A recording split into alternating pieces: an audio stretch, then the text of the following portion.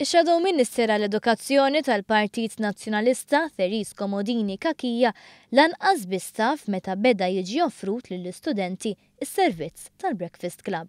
Fuq il-programm Realtà, Therese Comodini Kakija qalet li s-servizz tal-Breakfast Club bdih il-Partit Nazzjonalista.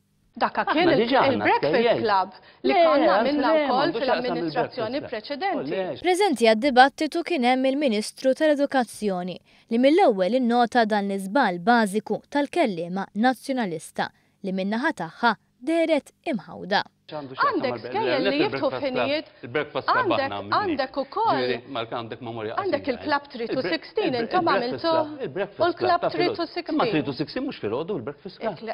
Il-Club 3 to 16 wara nofsinhar. Is-servizz tal-Breakfast Club beda jkun offrut f'April tal-2014 fl-iskejjel primarji tal-Istat. Fil-fatt kienet inizjattiva ta' Gvern Laburista li tant intlaqet tajjeb l-imbagħad komplet f'Settembru 2014. Din is-sena reġa' hemm mijiet li qed jieħdu sehem f'dan il-programm, programm li permezz tiegħu l-iskejjel jiftħu fis-7 ta' filgħodu biex il-ġenituri jkunu jistgħu iwasslu lil uliedhom kmieni u l-istudenti jingħataw kolazzjon sustanzjuż.